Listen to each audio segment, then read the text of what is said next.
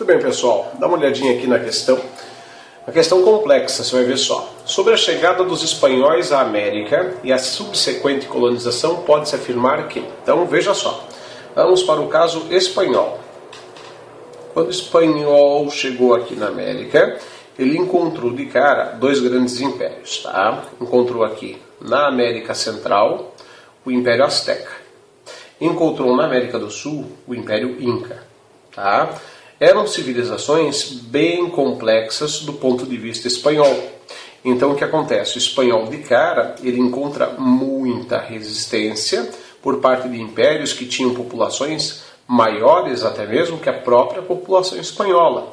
Maior até mesmo que em boa parte do continente europeu. Então não seria algo assim tão simples para o espanhol dominar essas duas culturas. Confere? O que acaba acontecendo então? Aqui, entre 1519 e 1522, Hernán Cortés, tá? Um fidalgo espanhol, tá? Vem para cá, para a América, para justamente fazer o quê?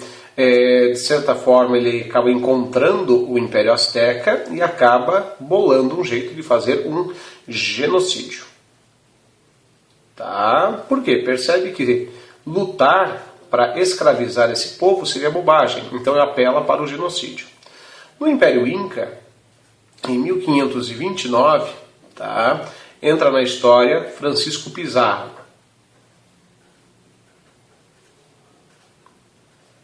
Tá?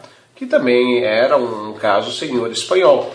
Não tão nobre quanto Hernán Cortés, mas um senhor espanhol, que acaba fazendo o quê? O mesmo com o Império Inca, demorando um pouco mais, é verdade, mas fazendo a mesma coisa. Portanto, genocídio. Tá? Então o que acontece? Com o que sobrou dessas duas civilizações, o espanhol começa então o processo de escravização. Tá?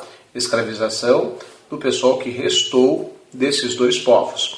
Essa escravização através do quê? Da mita e da encomienda. Portanto, seriam formados a partir disso, desse processo de conquista, a colonização espanhola. Com base em quê? Em uma mão de obra escrava, tá? No caso aqui, uma questão de monopólio, monocultura de exportação, tá? Que vai servir para quê? Para você conseguir algum instrumento para exportar para a Europa. E no caso aqui, o espanhol acabou dando muita sorte porque ele encontra grandes jazidas de ouro e prata, o que acaba fazendo a confusão na questão, porque concilia-se isso aqui com isso aqui. Mas a maior importância estava no ouro e na prata. E por último aqui, você também vai ter a evangelização. A catequese promovida pelos jesuítas para conseguir justamente tornar essa mão de obra escrava bastante submissa aos interesses espanhóis. Tá? Então a questão é sobre isso aqui, sobre o sistema colonial espanhol. Então veja só, na letra A, as populações indígenas foram escravizadas. Tá? Suas riquezas confiscadas e evangelização do Novo Mundo atribuída pela coroa exclusivamente aos jesuítas. Está correto? Pois é, aqui você pode ser induzido ao erro, porque as populações indígenas escravizadas. Mas ele não fala sobre, por exemplo, o genocídio. Então ele já partiu para cá, o que denota então o erro na afirmativa. Incorreta a letra A. A letra B. Os indígenas, depois da execução de seus imperadores, foram confinados dentro de missões religiosas e os espanhóis organizaram expedições para a captura dos fugitivos. Novamente, cadê o genocídio? Ele parte direto para a escravização, como se não houvesse a questão da resistência. Falsa letra B.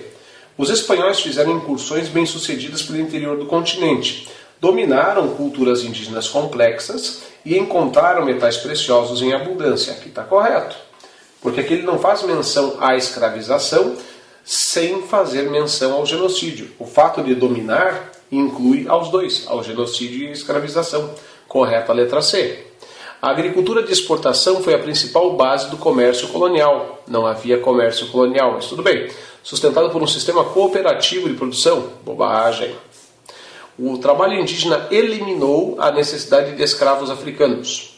O lucro do comércio metropolitano permitiu afrouxar as regras do mercantilismo. Bobagem.